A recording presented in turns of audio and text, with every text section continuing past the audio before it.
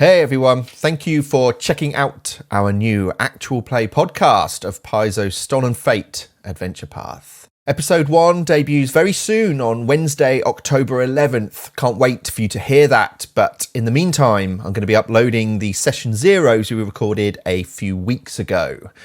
Audio quality has improved significantly since we recorded these, but I still think they hold up and are fantastic additional content.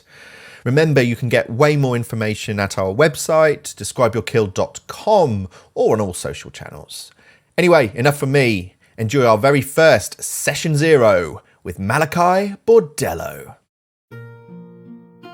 And we are live! Good evening, everybody. Not sure if anyone will ever hear this, but perhaps they will. You're joined by your GM, Craig. And I'm joined this evening for our very first Session Zero, or Session whatever it's going to be. But Session Zero probably works. 0.1 with one of the players from the party, one of the team who's going to be starting Stolen Fate Adventure Path with us. His name is Chris Bargh. Welcome to Session Zero, Chris. Good evening. How are you? I am just fine and dandy. Thank you very much for asking. Very much looking forward to bashing out some character details. As am I. And this is the first time I think we've ever done this, right? Like we've had conversations in our previous games about character creation, but it's the first time we've ever done something slightly more formal, building characters together, etc. Yeah. Normally you trust us with this one, but this time... This time, there is no trust involved. No, you've destroyed your trust. Destroyed my trust of the GM, oh dear. No, not destroyed. Not for the first time. It won't be the last. Not for the last. Might be. So, mate, if you want to tell us just a little bit about who you are, what you do, or how you got into the hobby of tabletop gaming and or Pathfinder, if you just want to give a little quick intro. I would say I'm an avid gamer. I love playing all sorts of games, and mainly obviously computer games, but during the pandemic when things were a little bit we had to stay in, Craig didn't have to, but he approached me and said, do you want to join this game that I'm running? You're a geek. You're somebody that will appreciate this game. And it was a regular thing, and obviously something you didn't see your friends that often. And me and Craig go back a couple of years. We went to university together, so I hadn't seen him for 7 years, 8 years maybe. Good few years, yeah. Good few years, yeah. And I am a geek, and I do enjoy playing games, so I joined his band of merry men to play our sort of first campaign, really. Big newbie, so it's a bit of a learning curve. Ever since now, I've started up a party with other people as the GM. And got fully into it, really, as the GM.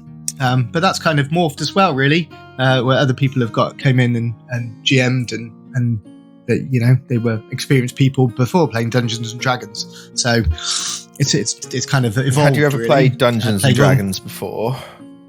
Never played Dungeons and Dragons before. I think I probably played Baldur's Gate loads of years ago when it first came out. But I'd never ever kind of got through it, really. But this really captured me. I think it's the progression, really. The progression means more in a strange way, I think. Yeah, and we it's much more impactful, I feel, than just clicking something on a screen and you're now level 2 and you invest in a tree or something like that. It's yeah, absolutely. There's an emotional connection, I think, to your character and to the other characters in the game, which of course is the whole point of TTRPGs. Chris and I just looked back through our messages, and it was almost 3 years to the day, 2020, that I approached him. We lost one of my initial players, and he joined us about halfway through the Fall of Plaguestone. Does that sound right? Yeah. Fall of Plaguestone. I remember our Session Zero, but it wasn't part of the thing of the. That was more teaching you just the rules. teaching me how it was going on, and then you sort of, when we were in the dark ages and using Roll20, I think, rather than Foundry. I don't think we moved over to Foundry yet. We finished Plague Stone, and then we started Extinction Curse. Who was my character? I can't even remember my character. You played a pre-gen, yeah. Did I just use a Miri? Pre-gen. Just a Miri, Amiri, the barbarian. Amiri. The oversized bastard sword. Yeah. You did not like that whatsoever. I think that's why I quite like the martial classes. But, and they found you under a convenient trapdoor in the orcs. In the orcs. I hear this little sound underneath. Fully dressed, fully clothed, fully armoured, fully weaponised, clean. We were not quite so good at the initial role play, but it was like, what are you doing down there? Would you like to join our party? Well, yes, I would. Yes, I would. Yes, I would. I'm fully clothed. Backstory. They did treat me rather well down here. You appear here. to be very well fed. Yes. So we finished Plague Stone, and then, of course, you were on the initial party where, in our home games, we've been playing Extinction Curse for about 2.5 to 3 years now, and Abomination Vaults, sort of 2 separate games running concurrently. And, of course, life gets in the way, and we are where we are, and blah, blah, blah. And here we are 3 years later, ready to start a new adventure path from level 11, which is the first time we've done that. And B, for a hopefully listening audience. Hello out there, if you're still there. Even if it's just you, me, and Dupree, we'll enjoy this. You can show this to your kids later in life and go, well, we tried. But anyway, so this is the first time we've done this, and it's obviously the first time it's for anyone who could potentially be listening. I don't envision this being on the main pod, but I could see this being great bonus content once edited down if it needs it, or we just throw it in the bin and it's not useful for anyone. But we are obviously going to be playing the Stolen Fate adventure path. I have the player's guide open. I assume you are well prepared and have that open too. I absolutely do. Good. Maybe. So the Stolen Fate adventure path is written for 4 players, starting at level 11 and taking them all the way to level 20. Now, another small peek is that Chris and I are currently playing with the party that are going to form the Stolen Fate path. We are running through Night of the Grey Death, which was a level 16 mini module. Chris, how's your feelings on that? We are just about to start chapter 3. You've just leveled up to 18. Any thoughts on where that is? I think that it has been going fairly well. I am playing a spellcaster, which is my first time playing a spellcaster. And I think, obviously, the more you play it, the more you are geared up towards what's going to happen. You know, much more reading. You know, it's a very good adventure path. If you ever want to go and have a look for it, absolutely do. I would, any GMs out there, go and have a look at it. It's definitely, I think, improved our role play. Sure. A little bit more. There's obviously a clear leader in the party, but I think there's been some quite fun interactions with that and the party in general. So I think it has been good, right? I think Night of the Grey Death has been for us where I think the highest we got to was level 12 in Extinction Curse, maybe 13. To jump to level 16 as a starting point with custom made characters all built around that, where everyone kind of has a lot more feats, a lot more abilities to do, and then to go straight into an adventure where pretty much book 1 was fairly roleplay heavy, like really roleplay heavy, but for everyone to still have fun. I think that's a testament to the strength of that adventure, and hopefully a testament to the strength of your guys' ability to say, okay, it's not all combat, and it doesn't need to be. I think we had our first session a few weeks ago where there was 0 combat, and yet by the end of it I thought, oh, what a great session, Oh, it was so much fun. Yeah, it's a really good mix, and the way that we developed our characters has our party is well balanced, I would say, like to deal with with as much as you can throw at us. Absolutely. But it has had its it's had its moments. No so spoilers. We'll just see how that goes. Really, no spoilers. Yeah. So the plan for this evening is for Chris and I to have a chat about his character. We don't have to, not going to be giving everything away tonight, but a general consensus. We are going to talk class. We're going to talk motivations, and then hopefully we're going to head into Path Builder. And if you don't know what that is, it's probably the best, inverted commas, free tool, certainly, for Pathfinder 2e. And Chris and I are going to build his character. Obviously, Chris is going to be leading this, but we're just going to be discussing why certain feats are being chose versus others, talk about some of the skill points, hopefully not get too technical or bogged down in it, but you'll get a kind of insight into a character build from level 1 through to 11. Hopefully it doesn't take forever, and I'm sure Chris hopefully has some feats laid out that he's kind of already picked, and we can talk about those. And if you find that interesting, keep listening. Okay, so Stolen Fate is the name of the adventure path. It's a 3-book adventure path, level 11 to 20. And without giving any spoilers away, most of this we've been talking about is in the player's guide, downloadable for free from the Paizo website. It deals with destiny, and it deals with something called the Harrow. And the closest, easiest comparison to the real world is a tarot deck. I don't know whether they meant to make it rhyme, but it works. I think they did. You think they did? Yeah.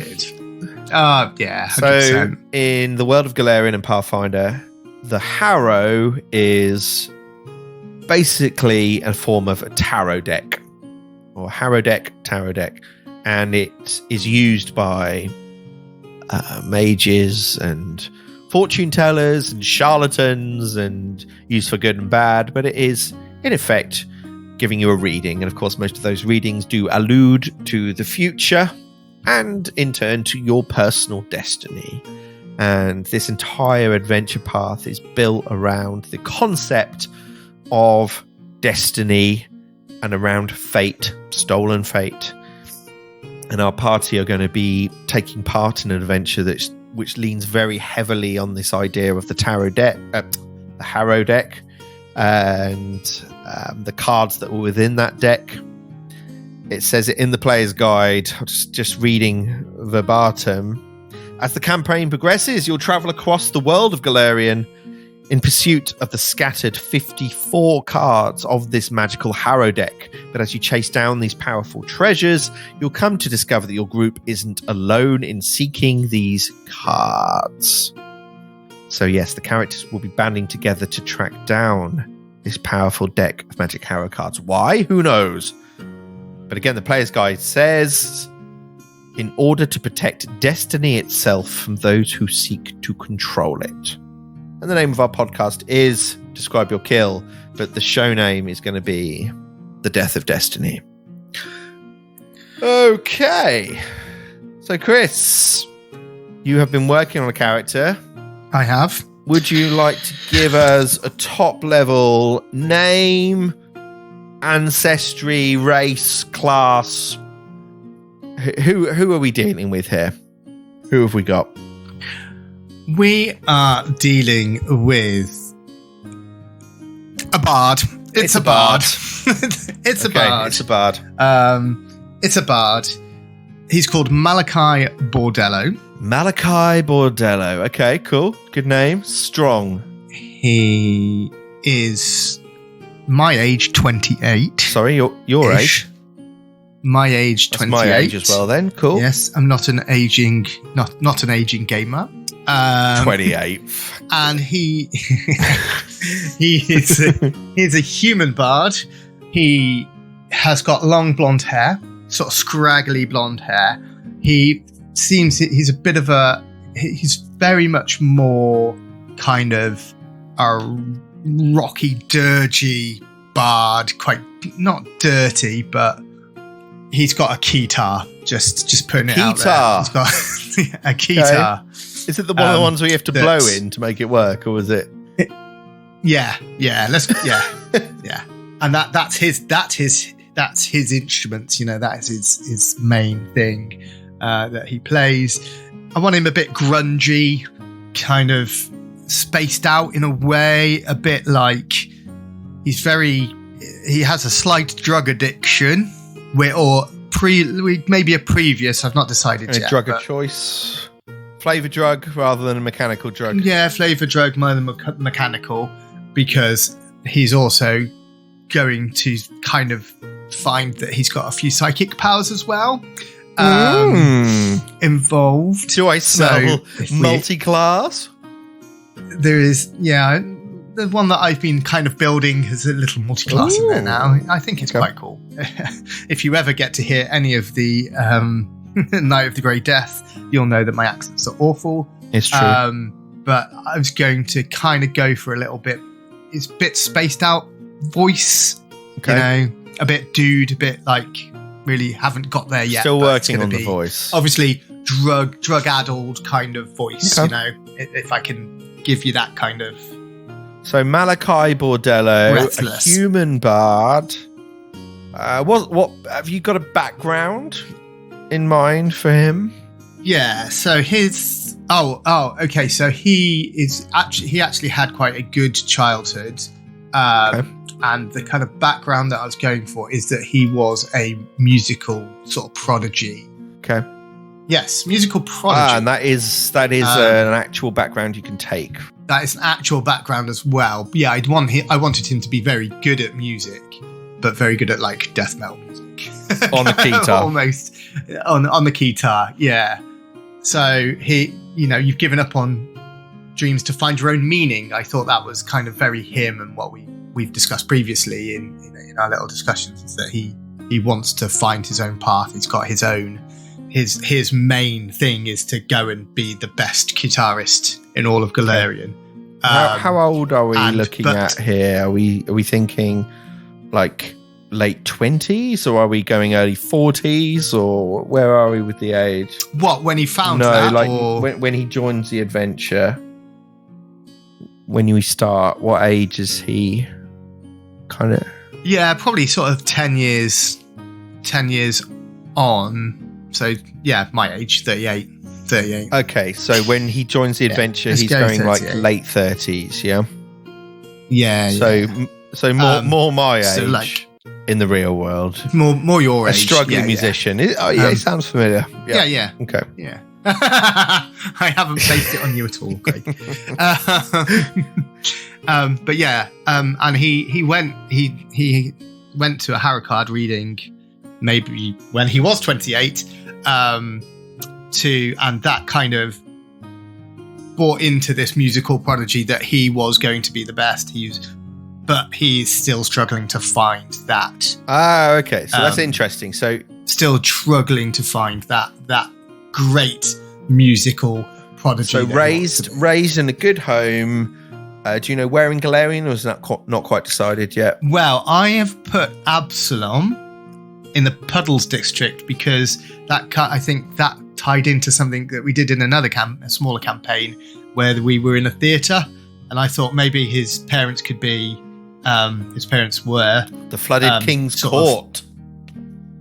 Yeah, so I thought maybe that's the kind of district where there were some theatres, and his parents were very much involved with that, and really pushed him. Pushy mothers and pushy fathers, if you ever know. Okay, so I don't want to put words in your mouth, but just so I'm clear, sort of, he was a kid and a virtuoso musician of some kind.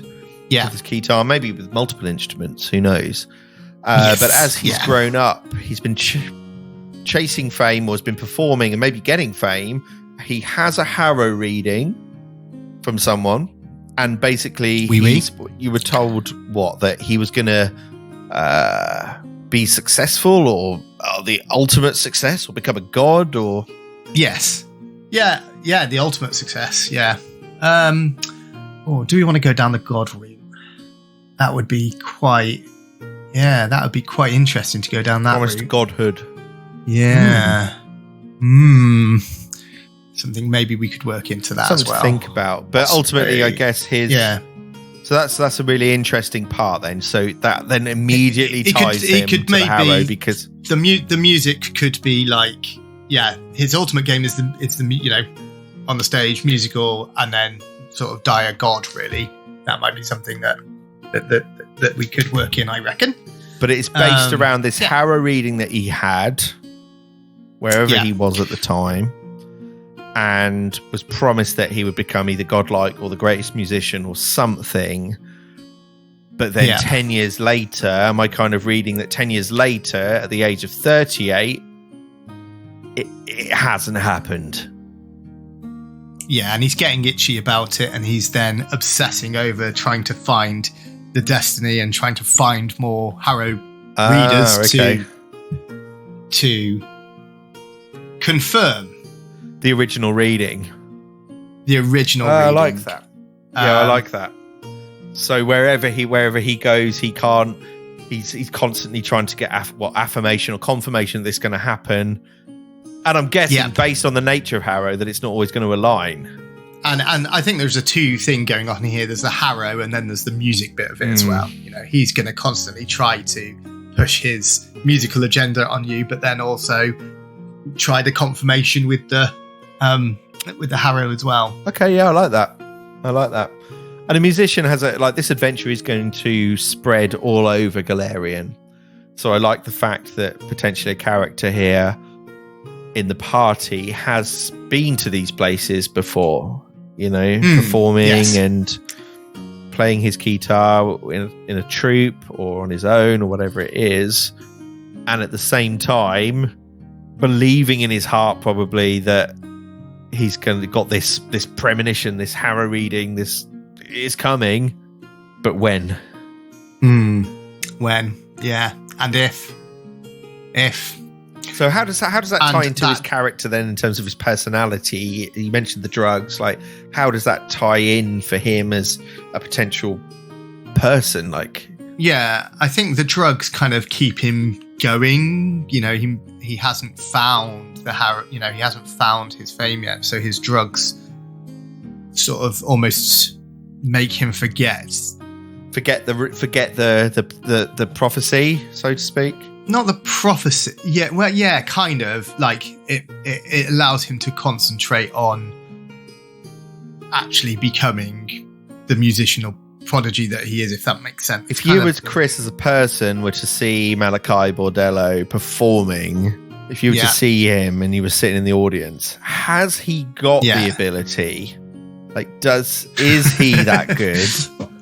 Or is there an element of he is pretty good, but he's better than he thinks? Or is he genuinely that good? So I think so. I don't want you to think that I'm basing it on the Kurt Cobain character kind of thing, but Nirvana were a garage band that got picked up, and they've got a bit of there's musical ability there, definitely, but would they have still been as big as they were? But it's that kind of I might change that musical prodigy, but he was talented, maybe. It's talented, but maybe it's just not found. Still trying to find that. He's never got good enough. And does he tend to perform on his own, or does he have a band or a troupe that he's touring with, for example? What's his kind of current status? We are, let's say, 10 years away from that initial thing. What's his current state of mind? You mentioned the psychic element. I think the psychic element comes from a bit of anger within inside of him, that if he's not found his way. And so it kind of stems from the Harrow reading, and he's found this power that when he becomes angry, this kind of psychic part comes out. He wants to entertain as a bard, but then he's also sort of got this not split personality, not Hulk-like, but it kind of manifests itself in very sort of physical manifestation of the psychic. Okay, and the psychic tied to powers. The psyche, I guess, in some way. Yes. And do you have, you don't have to tell us now, but have you thought about any reasoning behind the psychic multi-class? Was there an event that happened that that caused that? Was it from a reading that went wrong, or what has led to the? Yeah, it was a reading that went wrong. He got extremely angry, and a bit like the movies where a kid just kind of throws a guy against the wall.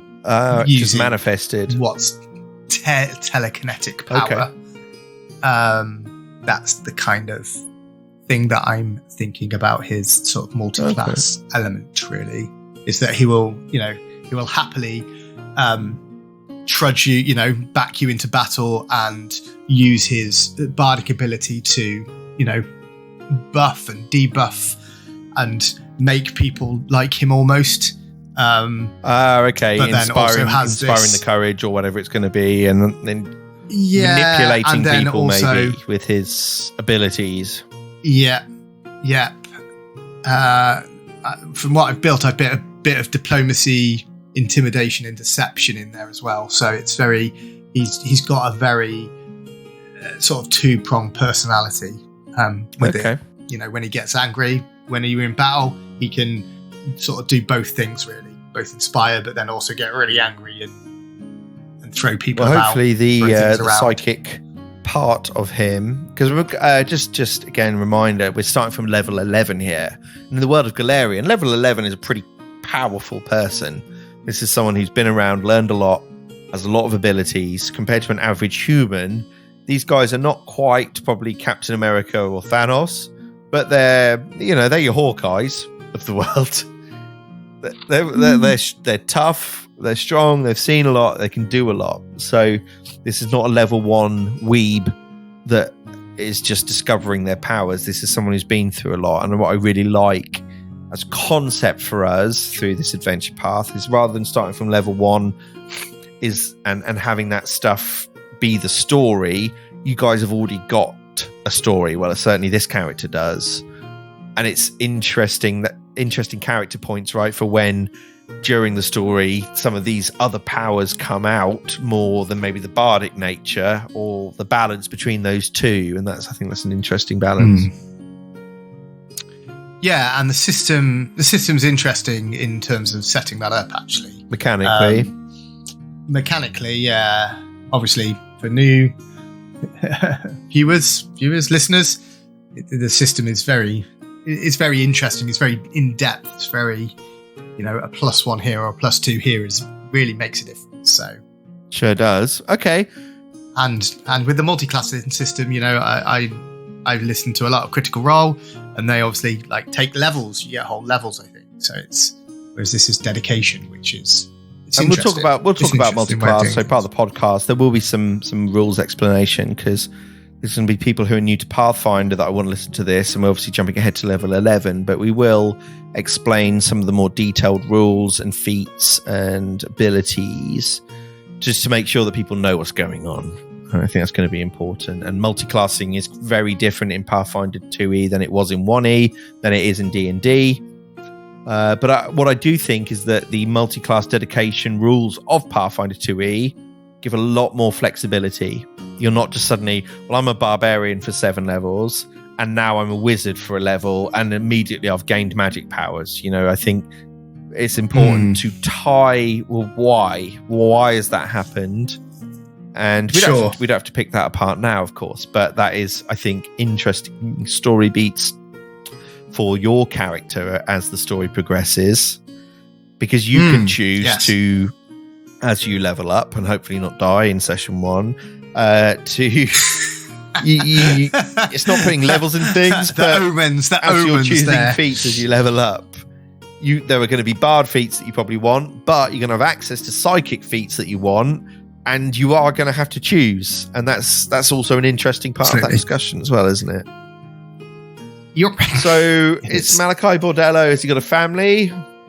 Yeah, they are alive and happy in Absalom, in the puddles, still running their theatre. So that his parents are still alive. What about him personally? Yeah, wife and children, or no, very much a loner. Okay, so not a loner, but a lone traveller. So no band, part of more me, of a solo no musician, band, just him. A famous guitarist. Yeah, but he uses his bardic sort of spells and things to play behind him and play the other instruments. Okay, cool. And obviously we've mentioned the drugs. I don't want to dig too much into that because I think that's more story rather than anything else. Yeah, but it kind of keeps him calm. That's what it is, you know. He's tried to repress the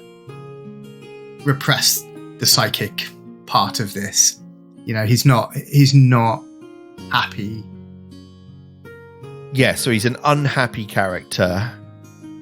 Yes. I'm getting slightly not deranged, but split personality possibly. The drugs don't help. No. Well, he thinks they do because he wants to suppress the psychic. Of course, he's chasing this prophecy of this reading he had many years ago, which has failed to be fulfilled. So I'd imagine then casts doubt on Harrow in general, on the gods. What's the religious angle of Malachi? I haven't gone with religion. No religion. So true neutral. No religion. Yeah. Okay. I haven't looked enough into the gods. Right. Really. Is it more that he doesn't believe, or maybe he's just not quite sure of what to believe in? Just not believes. Not believes. I think he wants to believe. You know, he's a grungy, you know, dirty musician. So he'd probably want to sort of go towards the darker gods if he was going to go for something. Is he more Justin Hawkins from The Darkness or Kurt Cobain from Nirvana? I think we're looking for an absolutely true mix of both. Justin Cobain. I mean, Justin Hawkins is a very happy chappy as far as I'm aware. Yes, I think he's got the vocal range of both. Oh wow! Okay, so he is a virtuoso, but he sings, but he's playing a guitar that he has to blow. That is a skill. It's like those people who can beatbox and sing at the same time. Yeah. He throws his voice. Got it. Okay, so God's neutral at the moment, at least.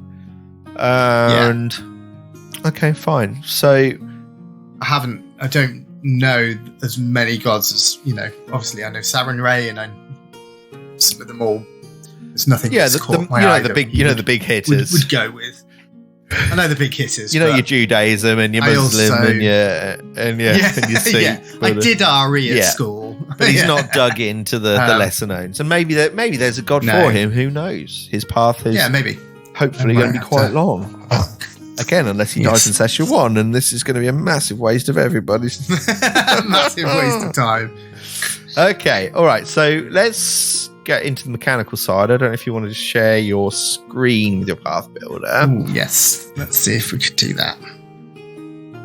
Okay, so now I think we've got a good idea of who Malachi Bordello is, and we understand his personal ambitions. Let's move a little bit more into the physical, the mechanical, the crunchy stuff. And as we know, having played for 3 years, Pathfinder 2e is a crunchy system. I will preface this for anyone who's listening at home. I don't know every single rule of Pathfinder, but I think we've got a pretty good handle on most of the rules.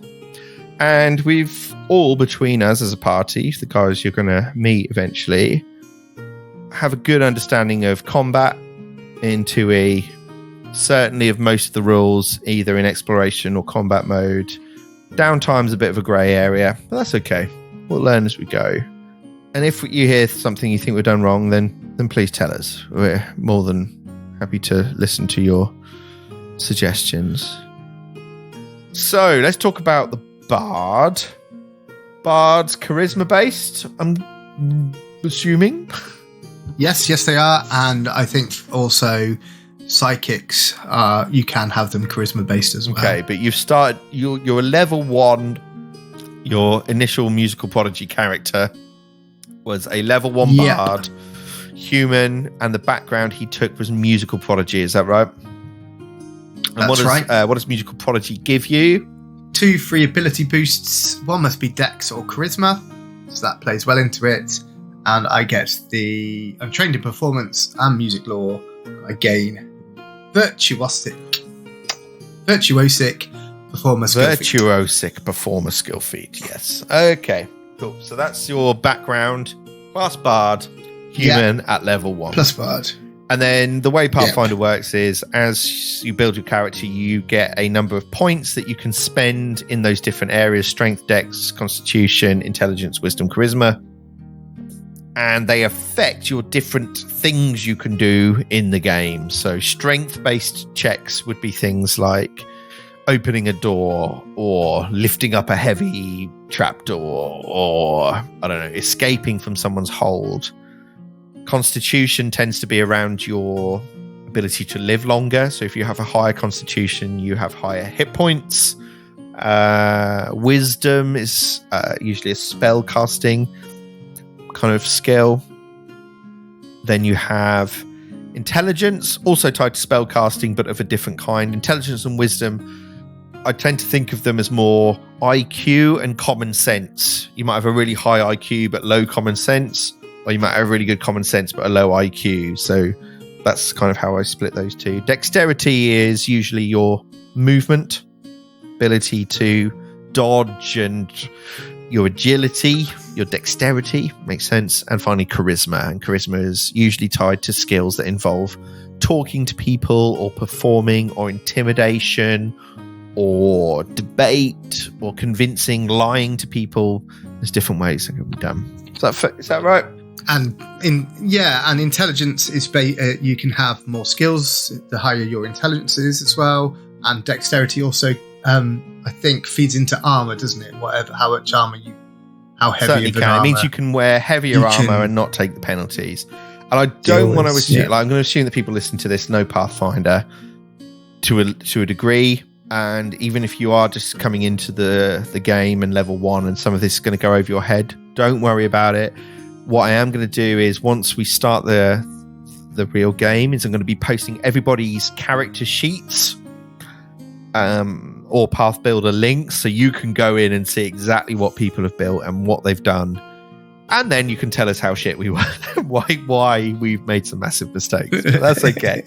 Right, Malachi, level 1, human, musical prodigy, bard. Do you just want to give us a little run through on?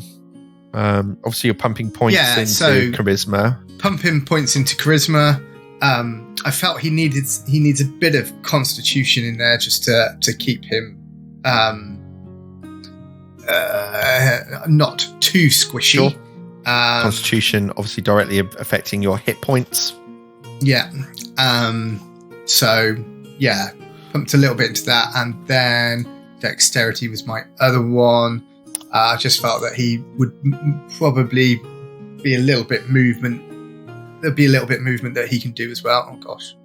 And then that feeds into some skills that he can be trained in. I thought as part of he grew up, in the theatre, there was a little bit of movement that he would do as part of his act. So acrobatics I went into. I took the skilled heritage with the human, so that gave me an extra one as well. Yeah, I got an extra one because I pumped some into intelligence as well. So he's pretty skilled. He's pretty trained up in the majority of the skills. And yeah, performance is definitely, he thinks he's very good at performance. So that's where and obviously with the bard, that's going to be quite important when kind of rolling for some of the spells that a bard can do. So bards are spellcasters, right? They can cast spells. Are they spontaneous or are they prepared? They are. I think they're spontaneous. Spontaneous. Pretty sure they are. I think they're spontaneous. Yes, in fact, I know they are because there is a feat that you can take that allows you to have a book of spells that you can learn. So, yes, they will be spontaneous. Okay. And then I took, so as a bard, you get to have a muse. And the muse I've taken is Polymath, which is a jack of all trades. He's, a wide array of topics, but really dedicated to any one. Which, looking at the other ones. A polymath muse, one of the abilities of a bard is that they can choose a muse at level 1, and it gives them a feat We'll talk about feats shortly. But your feats are kind of like your special abilities. And with this one, it reads that you are a bit of a jack of all trades as a musician, which ties well to what we've talked about. And you get the versatile performance feat and add unseen servant to your spell repertoire. So I might re-roll that and possibly look at Enigma, which might go a little bit more in hidden secrets of the multiverse. But it says there, if your muse is a creature, it might be a dragon or otherworldly being. For someone who's so neutral, maybe not such a best fit, but up to you. No. But then that might then drive me to look at a god. Okay. But we'll keep with polymath for the time being. Now, this is where you're not going to be happy, I don't think, but because psychic dedication comes a bit early. Fine. But I suppose, actually, if I didn't start it when I was 1, maybe I started it when I was 28, and level 2 was where I hit my tarot card reading, then that would kind of tie in, wouldn't it? So we're moving on to level 2 now, dedication. And this is where you're taking the dedication. Yes. And I have also taken intimidating glare, because I think that comes into the sort of dual personality thing. That kind of anger that might come out of him. Yeah, intimidating glare. I can demoralize. So sultry looks to try and put off the creatures. Well. And even, so demoralize is usually an action, but this obviously boosts it because you don't have to speak the language that the creature maybe doesn't speak. A lot of creatures obviously don't speak common, but with the intimidating glare feat, you can discourage them with a look with your greasy hair. Yeah. Sing a big falsetto note at them. Eyes come out. And so part of the psychic dedication, you get to choose your conscious mind. And this is where it comes with the sort of anger bit where he doesn't really touch anything. But what is the conscious mind, Chris? Just quick. What does that mean? You have to give us a full thing, but is this a psychic thing? So if you're going to choose a level 1 this is a psychic thing, you have to choose a conscious mind, a bit like how the bard chooses a muse. Is that right? That's correct, yeah. And they're all very they all deal mainly with the different types of magic. So it might be conjuration, it might be abjuration, magic, the different magic types. And this one comes under the sort of telekinesis magic so type. which have you gone for? I think it's abjuration. So I've gone for conscious, the distant grasp. The distant grasp. Yeah. Okay. And this kind of ties into him getting really angry, not realizing what was happening, and then this is evocation, I think, right? Evocation. That's the one. Yeah. Energy and elemental forces. Cool. Yeah. So that kind of ties into the whole. He gets really angry, doesn't realize what's happening, and then telekinetic. I've taken telekinetic projectile, so things fly around. Classic. I'll make sure that all our battlefields are void of loose objects. Pens. No Parker Parker pens. No. I will make sure that I've got a Parker. You've walked into a Galarian car wash, a hand cart wash, and the only usable object is a very damp sponge of the. Okay, all right, I'll give you this. They hurt, man. There's a wet dish rag. They hurt. A wet dish rag. Okay, I'll take Mage Hand instead and pick things up. So you take a conscious mind. That is your psychic thing that then unlocks spells for you as a psychic. Yeah, that's correct. All right, cool. The way it kind of works is you can amp them, so you can make them amp the cantrip that you're given. Okay, that's another level. A big psychic thing as well, right? Is the ability to amp your cantrips. How does that work? So you have focus points essentially that you can spend in making it an amped cantrip. Does that So amped means what? Just make it more powerful, usually. Yes, it makes it more powerful. So if you sort of see down the bottom here, it says you're filling objects with even more force, driving your opponents backwards in the hail of objects. On a success, you push the target 5 feet away from you. On a crit success, you push the target 10 feet away with you, in addition to dealing double damage. Okay, so the standard telekinetic projectile does X, but an amped version where you spend a focus point to boost it. Yeah. And is there any penalty for that, or you can just literally do it as long as you have focus points? I think it's as long as you've got focus points, as far as I'm aware. All right. Yes, there isn't. So with the full psychic, I also think you have there is a mechanic where you kind of become exhausted from it, but I haven't seen that in the archetype just yet. So this is at level 2. So this is a young Malachi. He's a bard, and reminder that bards are spellcasters, but their magic usually is used to boost the abilities of the rest of their party, certainly in combat. So Inspire Courage is the classic one, giving everyone a +1 on various things to their AC or saves. But you as a level 2 psychic, maybe as you're getting into the drugs, have had a bad experience early on whilst chasing this, maybe young and hungry, and something's gone wrong, and this psychic power has manifested in you, and with the intimidating glare and the distant grasp and the telekinetic projectile has made you much more physical in your abilities. Is that fair? Something along those lines? Yeah, that's the kind of flavour I'm going for. Cool. Yeah. Okay, so that's a level 2 Malachi.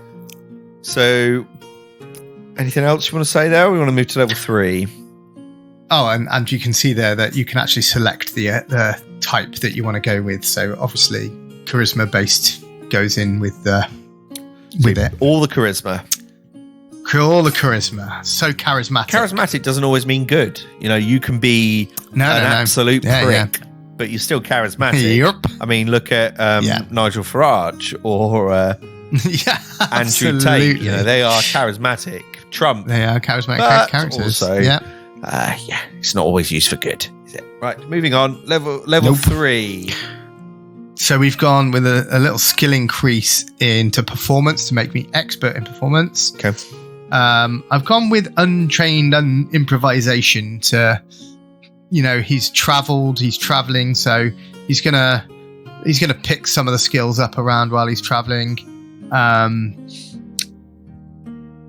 Kind of almost a standard thing, really. I think I couldn't really find much else in there. So the way leveling up works is that at each level, a character will either unlock a skill feat, a general feat, a class feat, or in the case of a spellcaster, then unlock new spells. And I think 3rd level is where you will unlock 2nd level spells, and spells go from level 1 to 10.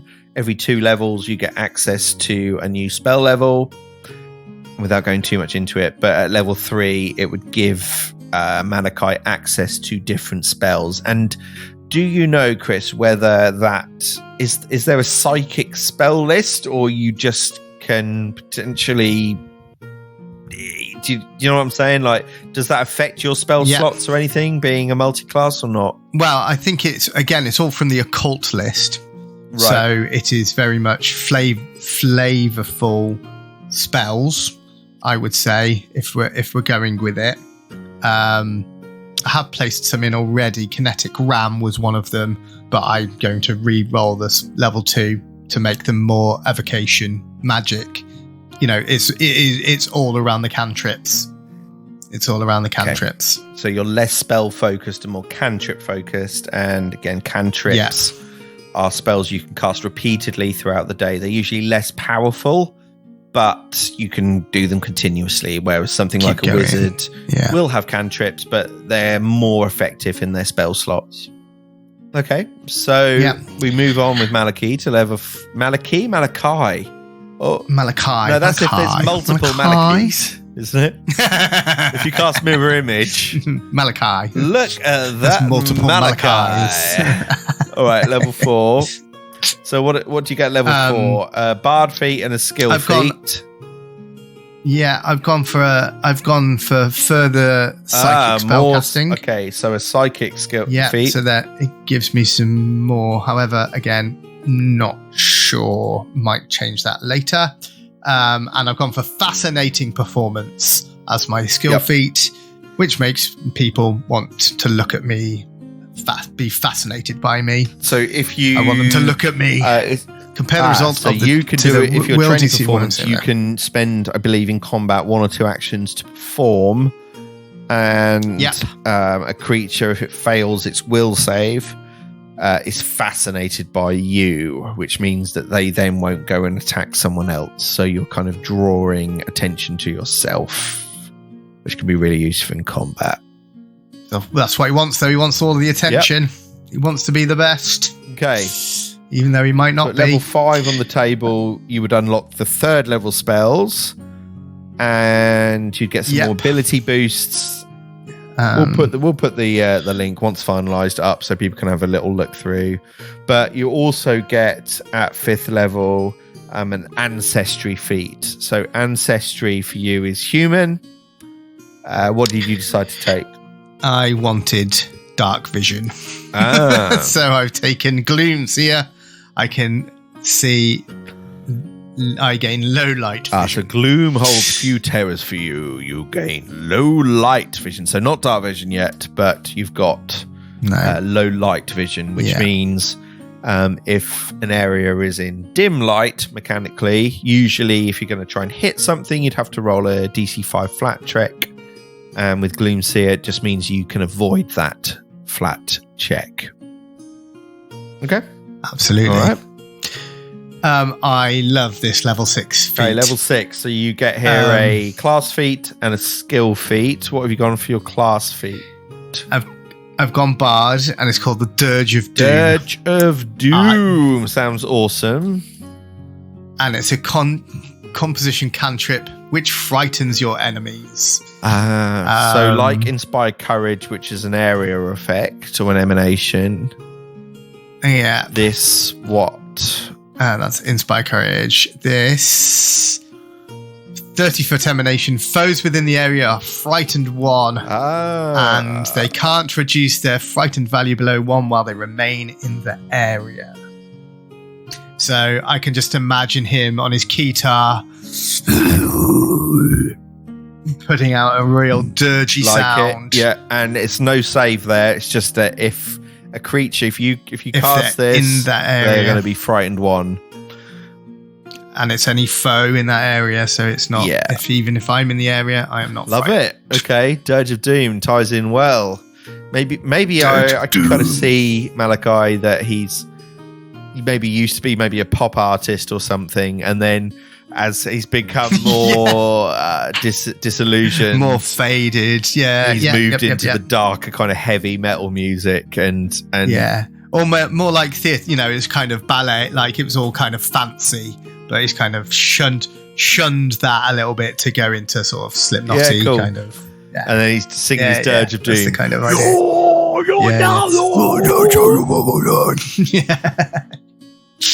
Cool. And he gets a skill feat. I thought that was Bon Mot.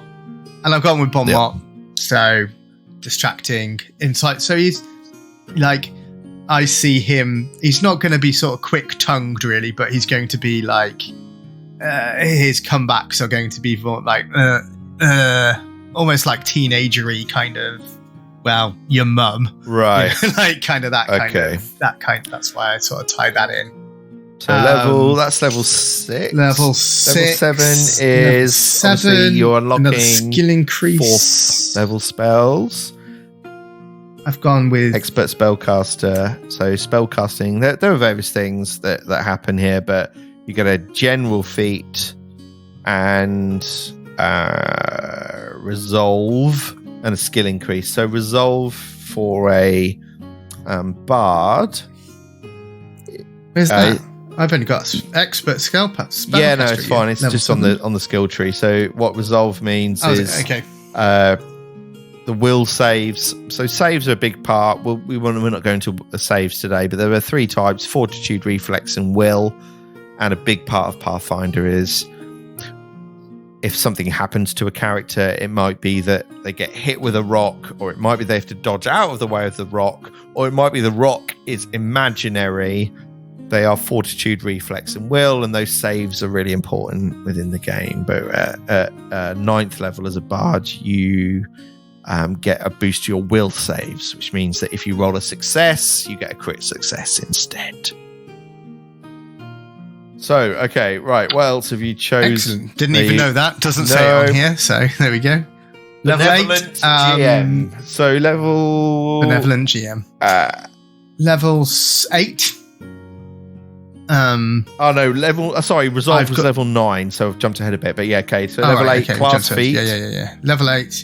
Gone with an extension of the psi development. So a psychic feat.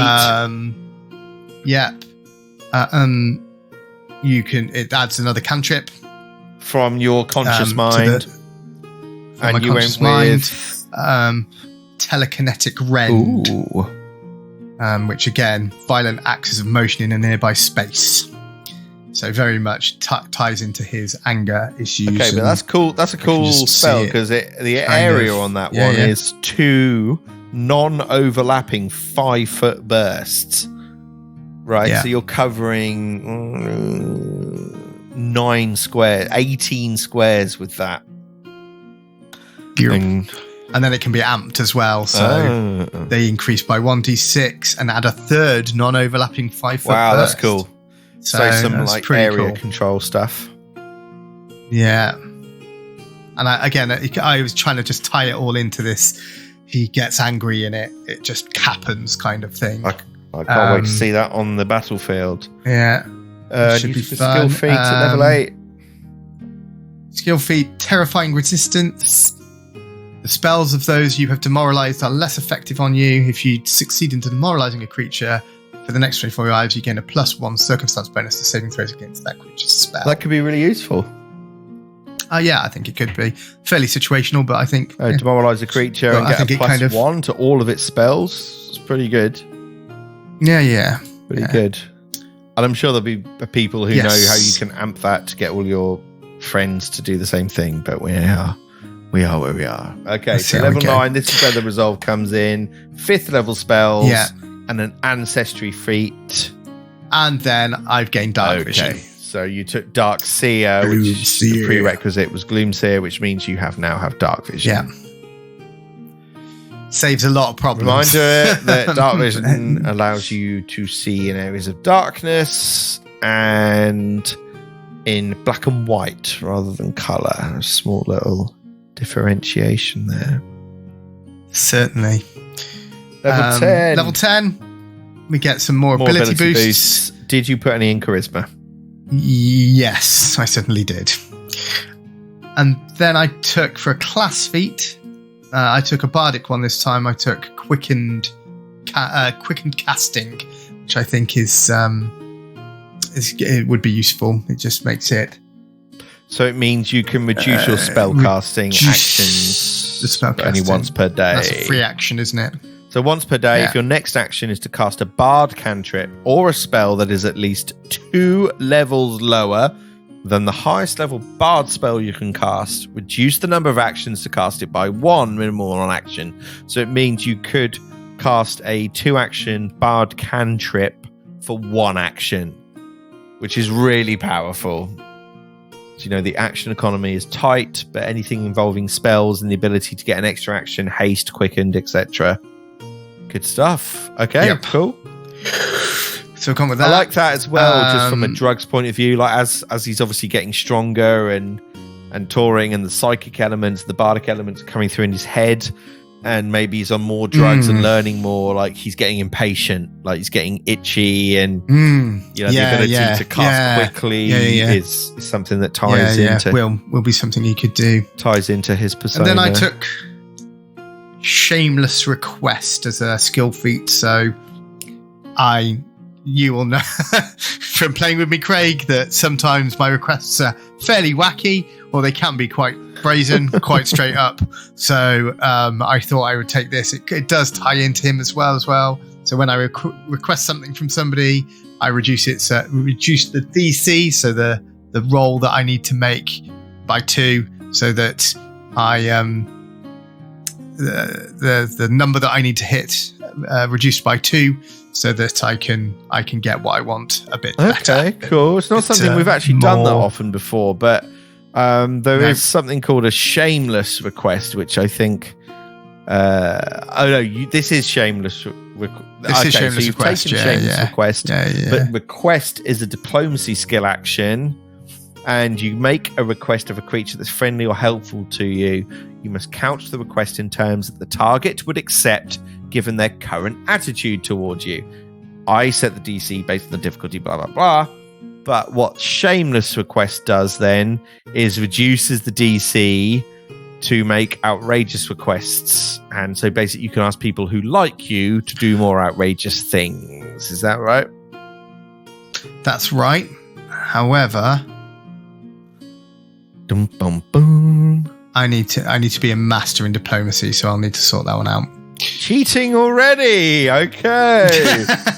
He's cheating already. Just said He's an expert, not a master. I love it. Lay on hands.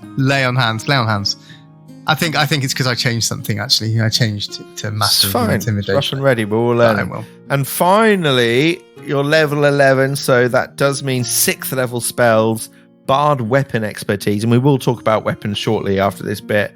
A general feat, a skill increase, and vigilant senses. So what was your skill increases? You're going to put master. I put it in diplomacy, but we might go master in master of diplomacy, wasn't it? So I'm going to have to just mess around with it so that it works. Yeah. General feat, battle I will cry. Take a feat. Yeah, but same thing there again. So also a master intimidation. So it is a full cheating build. I'm sure you'll sort it out. Well, actually, I was thinking of taking home in every port as well instead. So I was thinking that. We kind of said that he'd travelled around quite a bit, so people will know him. So I think the way that from the guides that we've got, we are going to different places. So it might be very useful to have a home in every port. Could well be. Who knows? Okay, and you get Bard weapon expertise and vigilant senses. Just want to tell us what that is.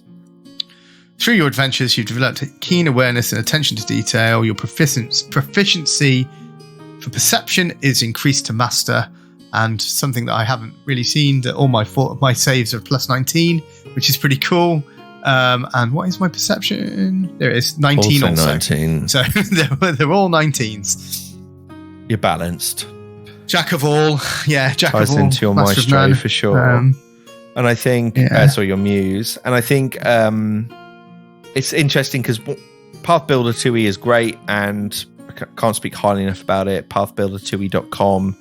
It's pretty much free from nearly everything. Well worth an investment. The tools to transfer that from Path Builder to Foundry, which is what we're going to be using for our virtual tabletop, are not that good. And that's fine, because I think actually building your character in Foundry is something that everybody should do if you're going to use Foundry. If you're considering using it or you've not used it, start and just do it, because the tools are fantastic. And Chris, you'll find that when you're building, if you've got it slightly wrong and your proficiencies aren't right, it will probably tell you.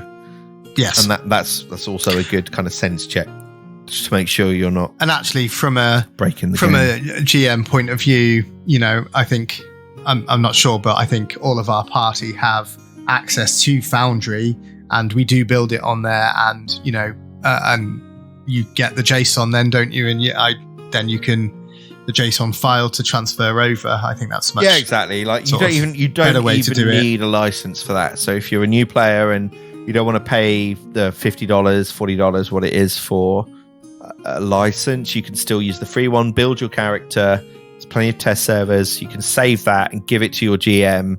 And if your GM's got a license, you're good to go. That's the beauty of Foundry. So let's just finally, so we've had a little run through of your feats and abilities. We haven't gone into too much detail.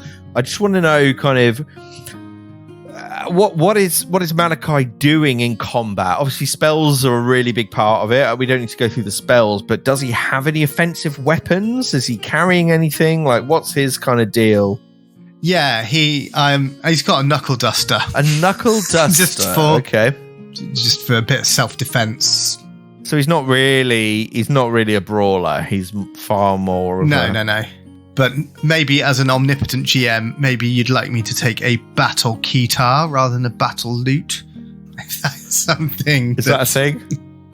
That we could. There's a battle lute. Yeah. Battle lute. Yeah. Okay. Battle lute. Yeah, battle lute. Guitar. Battle guitar. Harpsitar. Yeah. Something like that. Yeah. Why not? He's got just some sort of. He's got a leather coat, leather armor. Studded leather armor, sort of. It's very much a sort of black coat, gothic. It's kind of leather coat, really. That he's. It's like he was hanging outside of C&A with a skateboard. Yeah, 20 years ago. And then I'm gonna guess that he's gonna have some healing potions with him. Yeah, because that's the other thing. Equipment, right? If you're level 11, I can't quite remember where that is in the rule book, but as a level 11 character, it is assumed that you either have a lump sum of gold or a set number of leveled items. And we're not going to go into items tonight, especially not with a non-martial character. But at level 11, you'd, I think, expect to be on kind of +2 weapons. Let's have a look. Weapon potency. +2 is at level 10, yeah. So you'd expect to have most people at +2 with their weapons and their equipment. Not for the armor, maybe. But you've got that money you can spend, and that's something we can... I haven't delved into that too much, but I do think he's... But what I am seeing is, as a bard, you are not leaning towards the healing element of the bard. You are a lot more selfish as a character. Would that be fair to say? Yep, definitely. Obviously, with the sort of... he's very much more offensive with his spells. I haven't actually gone through and done the spells for the bard just yet.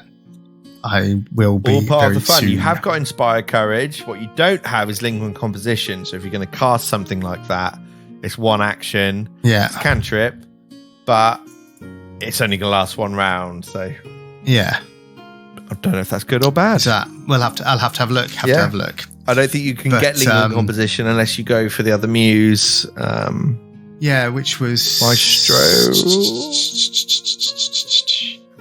I have played a muse, Maestro, yeah. So you get Lingering Composition, and you get Soothe, which is obviously a healing spell, which leans more towards that. But it's fine. You don't have to absolutely don't have to play into that. I think what I would say to you is, as a player, think about what are you doing in combat. And as a bard, there is going to be an expectation, even with your psychic elements, that you are not, as we've established, not a frontline fighter. You've got no points in strength. So you are not going to be effective in hand-to-hand combat, which means, therefore, you're either ranged and you're dealing out the damage, or you are ranged, dealing out the support and buffing. So it might just be worth having. Or debuffing. Sure. Or debuffing. Yeah. So I think that's the kind of, it's going to be much more of a debuffer, offensive character. Don't know how the other party members are going to feel about that, but we'll see. We might just have to have a load of... Hey, look.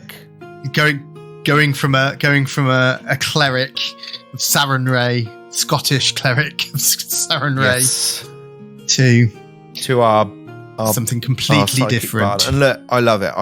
I completely think that Pathfinder should be played around unoptimized parties and unoptimized characters. I think it's the best way, because I think the adventure paths, can be brutal, and the math in Pathfinder 2e, especially when in combat, is tight.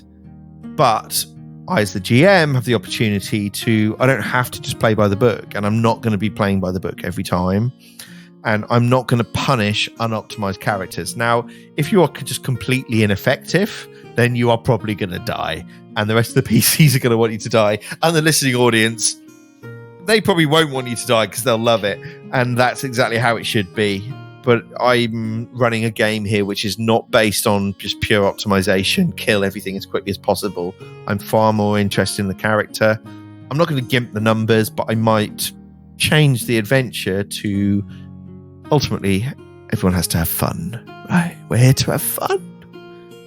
And it's okay. It's okay if your character is not, well, why didn't you take this feat at this level to get this +2 on this thing? No interest in that. What I'm interested in is playing the game, having fun. Like a group of regular players who are new to TTRPGs are going to be doing, which is exactly what we are. It's exactly who we are. And that is exactly the game we're going to be playing. But if you want to come along for the ride with us and listen to the Stolen Fate Adventure Path, maybe it's already started. Who knows? We're recording this a little bit in the past. But Chris, thank you for your time this evening. Thank you very much. Really look forward to meeting Malachi Bordello in the Stolen Fate Adventure Path. Anything else you want to say before we head off tonight? No, I'm all good, sir. Okay. Well, for our listening audience, may the dice be with you. May the dice be with you. And with you, sir. And I look forward to turning this hour-and-a-half discussion into a TPK very soon. Goodbye, everybody. Au revoir. Goodbye.